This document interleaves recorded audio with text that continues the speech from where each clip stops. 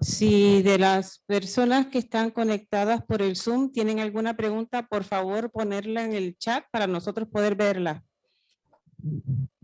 Virginia.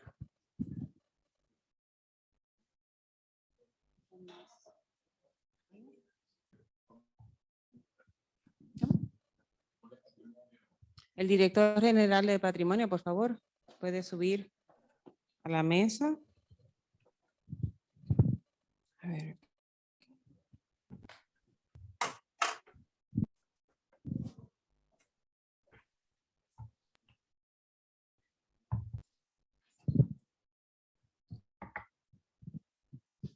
Virginia, favor de unirte a la mesa. Sí.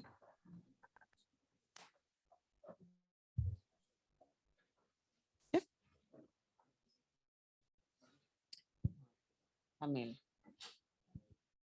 Bueno, yo creo que estamos, los que restan, espero que estén todavía conectados. Sí. No sé si Stephanie estará conectada. Sí, perfecto. Bueno, entonces no veo aquí muchas preguntas en el chat. Ah, bueno, sí.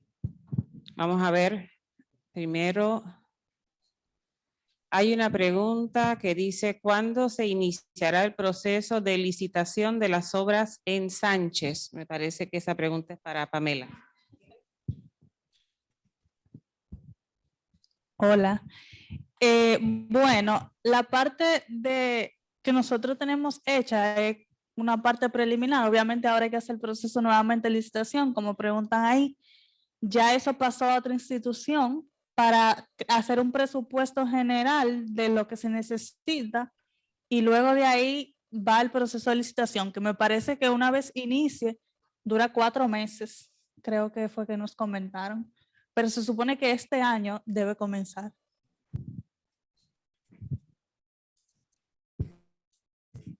Exactamente lo que está diciendo Pamela es así.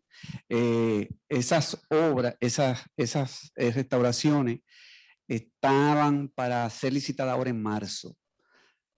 Por un asunto de tramitación pues, y de especificaciones no se hizo. Las personas que están encargadas de hacer esos presupuestos y de licitar es Seistur, que es la parte ejecutora de MITUR, que es el Ministerio de Turismo.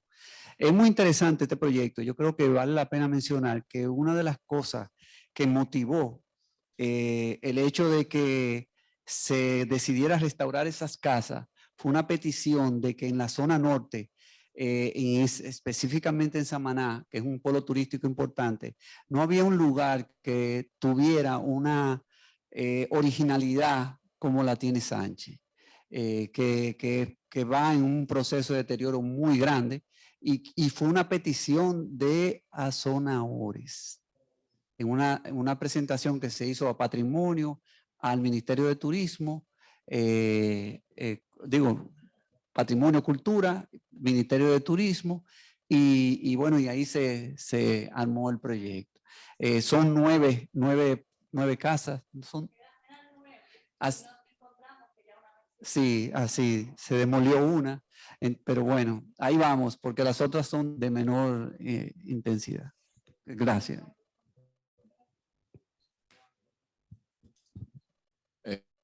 Pamela, parece que está muy solicitada, Pamela.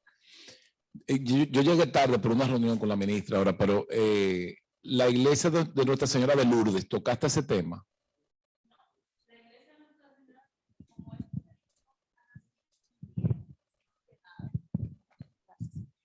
Esto es parte de otro proyecto que ya se hizo un levantamiento técnico que presentaba realmente como unos desplomes, una cosa. Y se va a intervenir, pero no como parte de este proyecto. Como esas son viviendas privadas, la mayoría.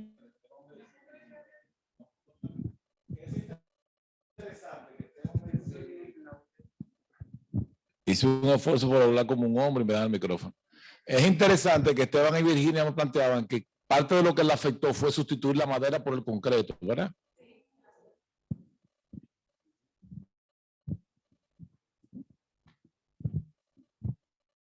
lo que pasa, es que bueno que lo menciona, es que se comportan distintos. El concreto es muy rígido y la madera es más flexible. Entonces, cuando hay hundimiento o cuando hay algún problema, la madera se va moviendo y como está dividida en partes, pues se va acomodando. Uno la puede ver inclinada, desplomada, pero no quiere decir que se va a caer. El hormigón se comporta diferente, entonces sería bueno volverle a poner los pilotes que fueron sus pilotes de madera y volver a revisar la estructura, pero eso conlleva también darle conciencia a los propietarios. También la entrada, la parte de adelante de la iglesia, también la sustituyeron de madera, la cambiaron en hormigón. Entonces, ahí vienen los problemas.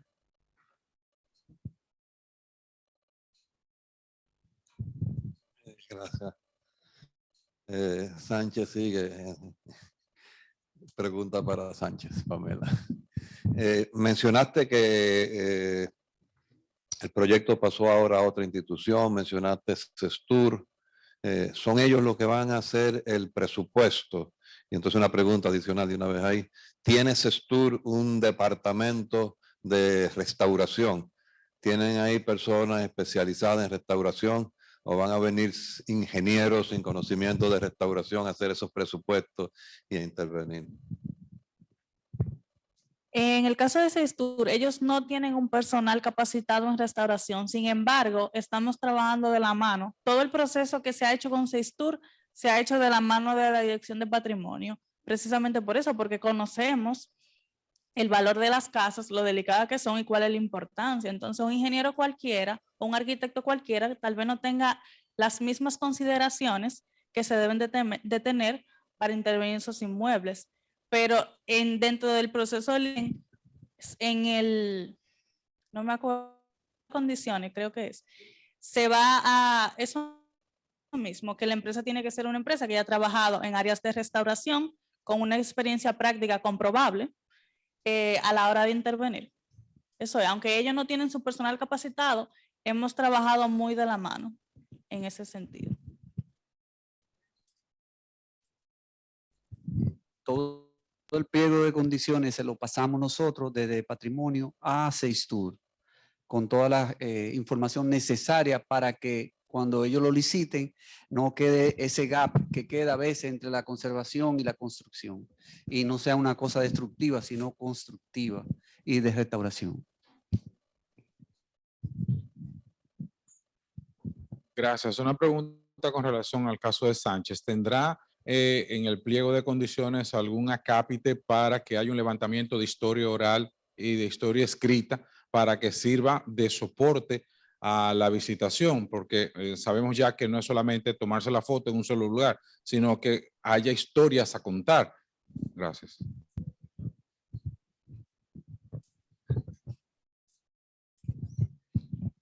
Como les mencioné al final, el proyecto de restaurar las casas inventariadas no es algo exclusivo, es parte de un macroproyecto que va a abarcar muchas aristas.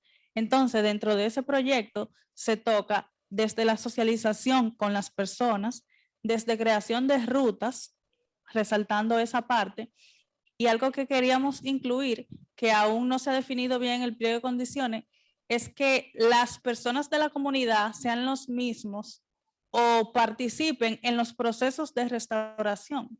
Como mencionaban, creo que fue el primer día, el tema de los convites, que es necesario que se apropie, porque así la casa la construimos entre todos, la casa es de todos. Entonces así se valora un poquito más. Pero sí, dentro del proyecto macro, porque lo que presenté fue puntualmente la restauración, pero dentro del proyecto macro se pretende abarcar todo eso. Claro.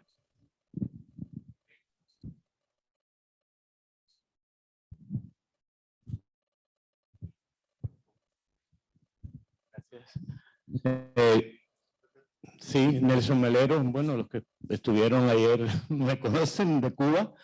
Yo quería insistir un poco en lo que el colega expresó, porque generalmente nuestros presupuestos de los proyectos casi nunca acordamos de asignar una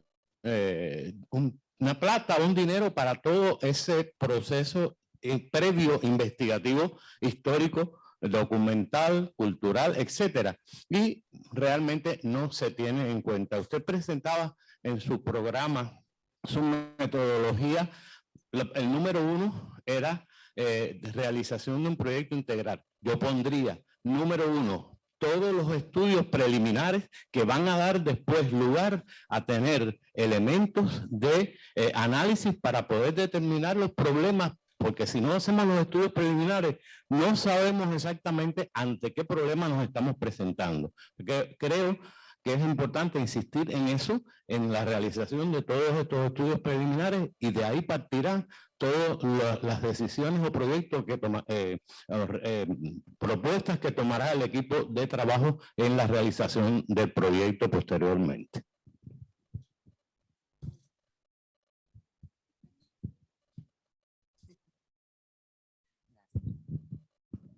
Vamos a darle la oportunidad a las preguntas que tenemos en el chat. Hay una pregunta aquí de María de Guadalupe Cepeda Martínez, donde pregunta a Virginia.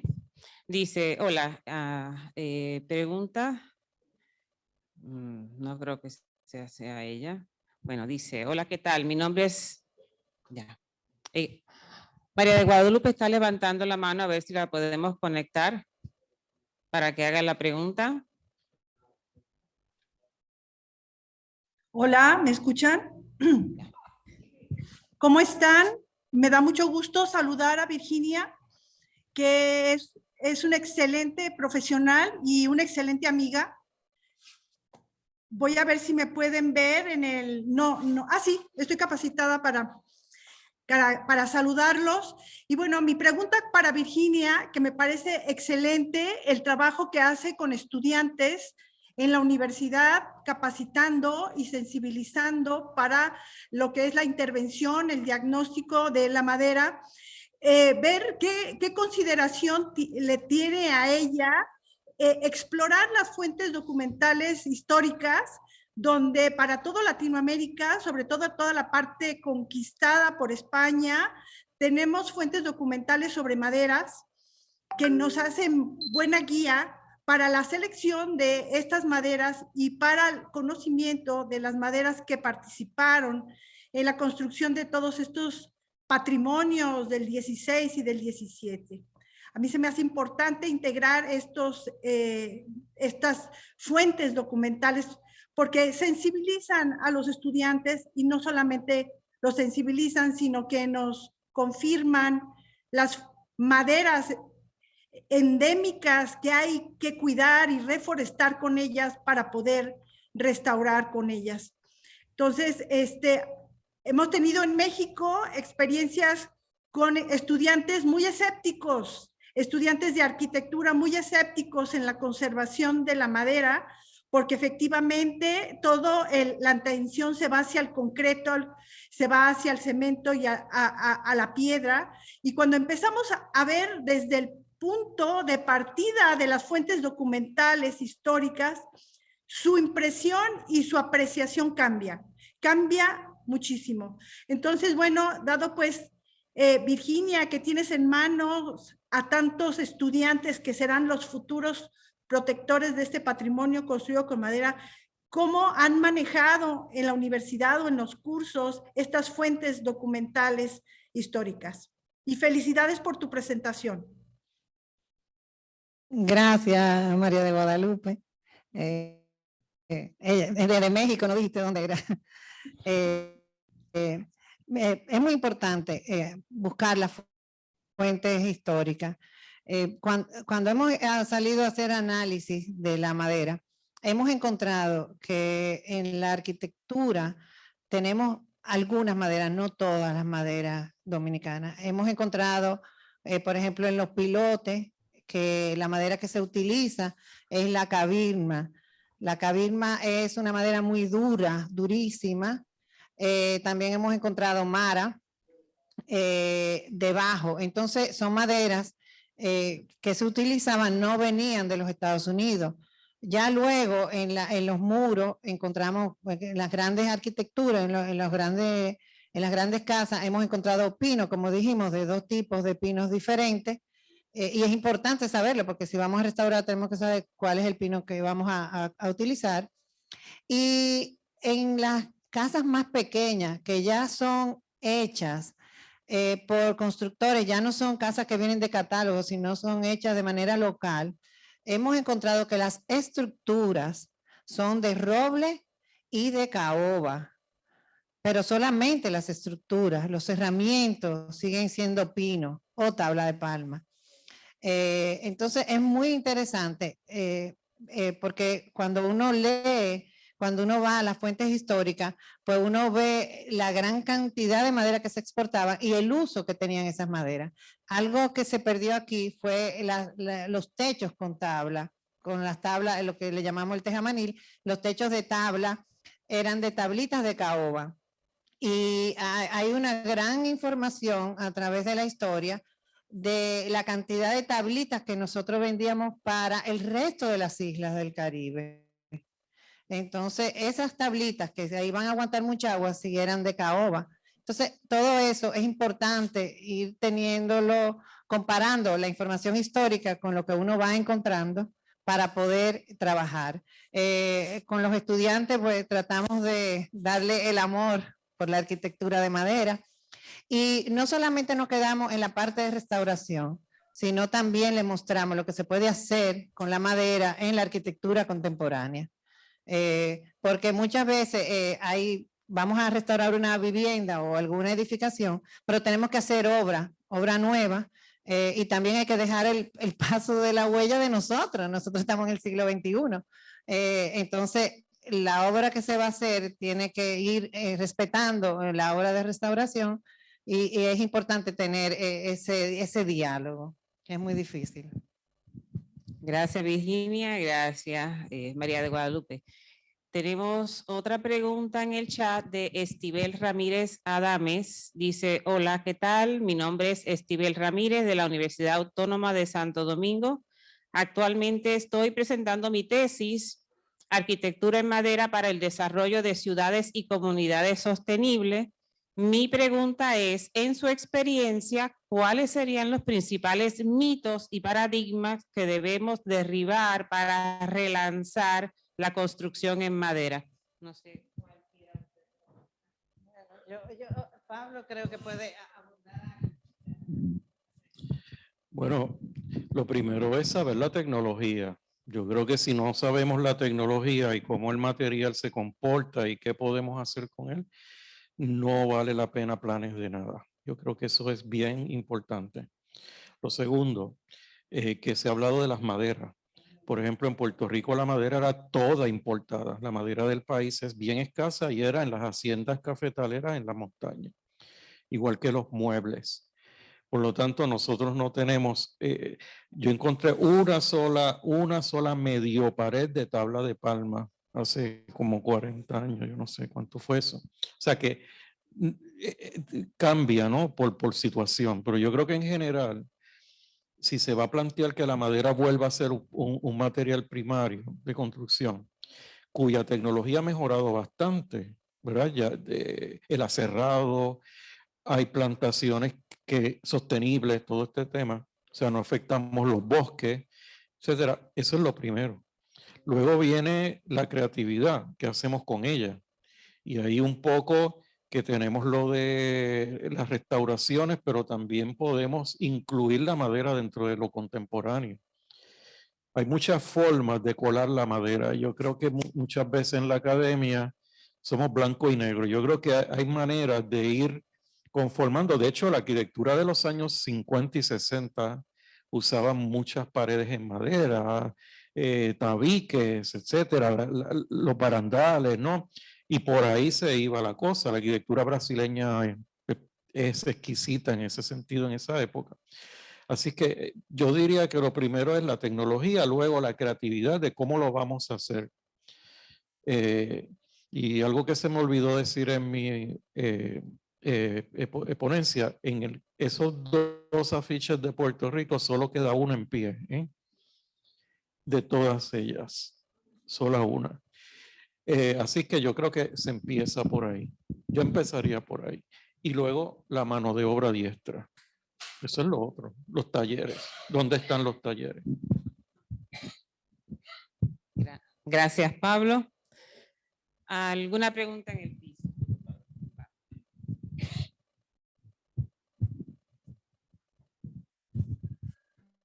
Es un detalle que, por cierto, lo que no sé si ya lo que puedan, de 5 a 7 en la tarde estaré entrevistando a Pablo Longoria en televisión, en Teleradio América, Canal 12, que lo tengo fijo los jueves, y hablaremos de Córdoba y de Granada. Voy a dar un detalle. Bueno, Córdoba es reconquistada muy temprano, el siglo XIII, Granada 1492, fines del XV.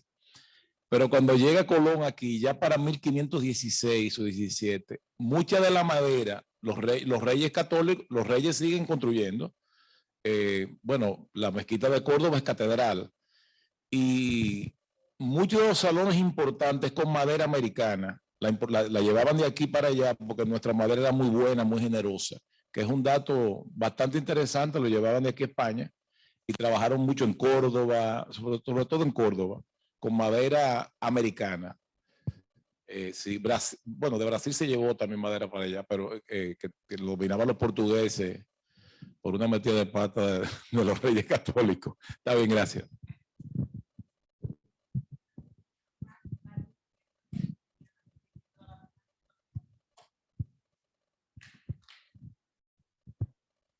Thank you so much. I'm so sorry, but I had to go out for something. So I missed a little bit of the last presentation. But what struck me is that there is a common thread in a lot of the architecture, the wooden architecture that is being discussed here. From Nelson, I know this because of my familiarity with Cuba, Dominican Republic. And when you start to speak about the cane and the plantations, there are a number of English Caribbean persons who came, including Guatemala, we have had this discussion, who came from the Caribbean and in particular Jamaica to work, and they carried their skills with them. And what I'm seeing is the replication of a number of English Caribbean, particularly Jamaican, details and stuff, and building techniques in the wooden architecture. And what I feel saddened that the carpentry skills are being lost in Jamaica right now because people are embarrassed and they want to use concrete and they don't want to use wood. Now, I'm saying this to say that this is an opportunity for us to have the greater Caribbean region interfacing with each other and sharing the skills and bringing back to life for this new generation the appreciation of the importance of this heritage and this legacy. So there is a common thread, and we have not been talking with each other over this.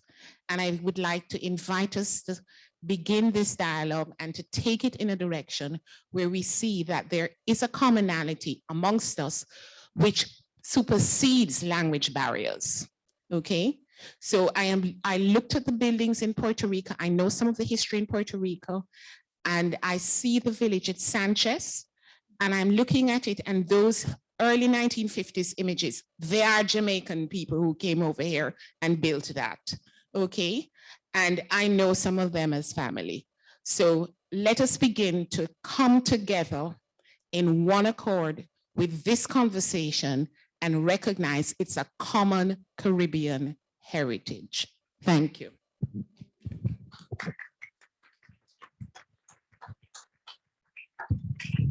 Thank you. Muchísimas gracias, Patricia.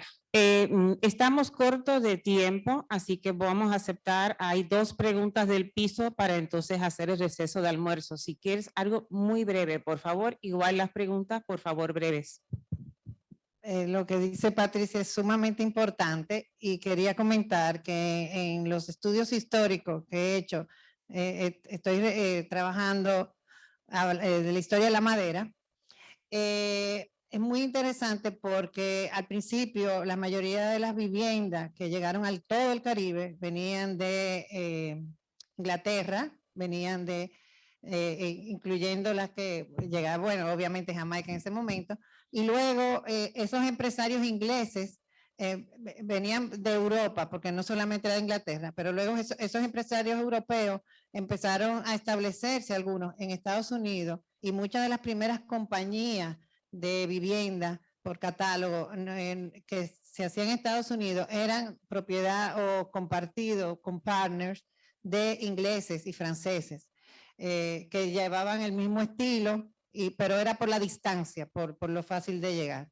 Entonces, vamos a ver también ese gran movimiento. Aquí recibimos mucha gente de islas inglesas que vinieron a trabajar como carpinteros. Entonces, es muy importante toda esa parte histórica, verla, porque lo mismo sucedió en todo el Caribe. Entonces, muy interesante. Vamos a pasar a la arquitecta que había pedido la palabra.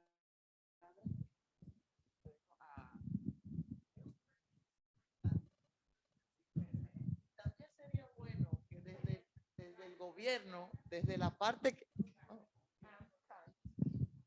So the interpreter wanted to get clarification on what you said. It's English Caribbean, not English.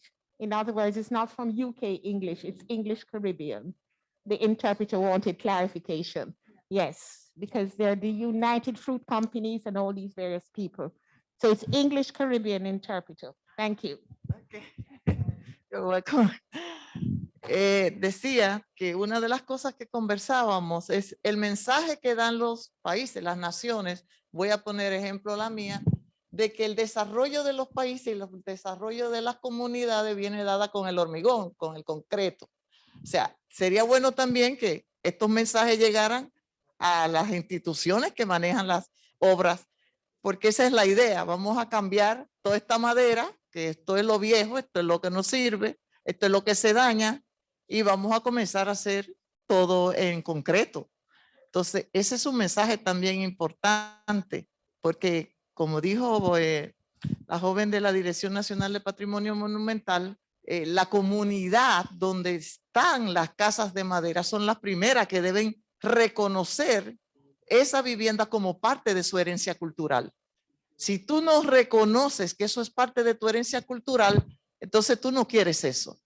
Por eso es tan importante lo que pidió Bisonó y lo que dijo el señor allá, de que haya siempre un estudio, primero que todo, un levantamiento de esa información que solamente la comunidad y el lugar te puede dar. Porque de ahí entonces hay un respeto de que su propia comunidad quiere que permanezca y que se trabaje sobre esas edificaciones. Ese es un comentario. Muchas gracias. Yo creo que no podemos hablar de restauración de arquitectura en madera si no tenemos tres cosas que se me vienen a la mente que debemos tener muy en mente. Uno es que cuando hablemos de madera, mi sugerencia sería que habláramos de género y especie. Hay muchísima variedad de maderas, de pinos, de palmas, de eso. Y si somos un área tan extensa que es el Gran Caribe, que incluye islas y el lado continental, sería muy bueno que habláramos de género y especie de las plantas. Así todos hablamos ese idioma. Dos, yo quisiera sugerir también que entre la temática de la conservación de madera habláramos de plagas. Es impresionante la cantidad de plagas que existen y que están ligadas al tema de cambio climático.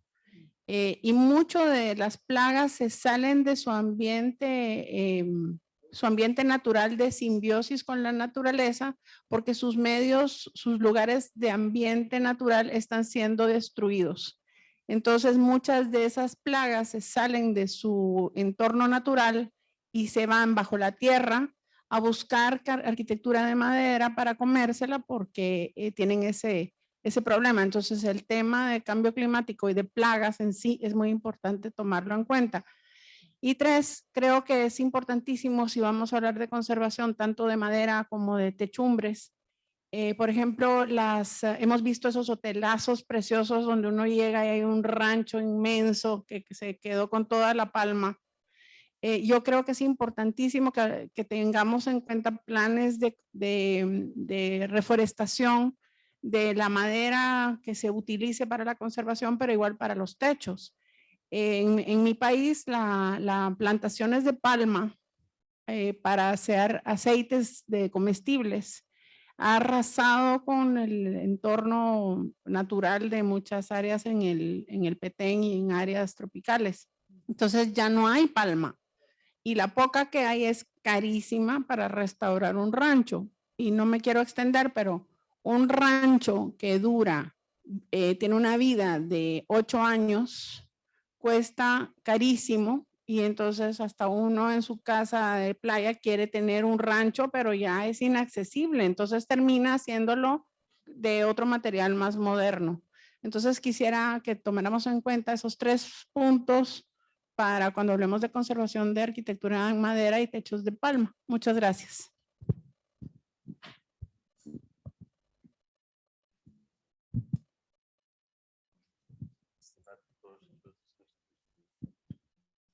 Bueno, el tema es súper interesante y obviamente es de interés de muchos y tendríamos muchísimas más intervenciones, pero ya estamos contra el tiempo, vamos a hacer un receso aquí. Cuando regresemos podemos volver a tocar en media hora para almuerzo. Así es que, por favor, gracias. Muchísimas gracias a los ponentes.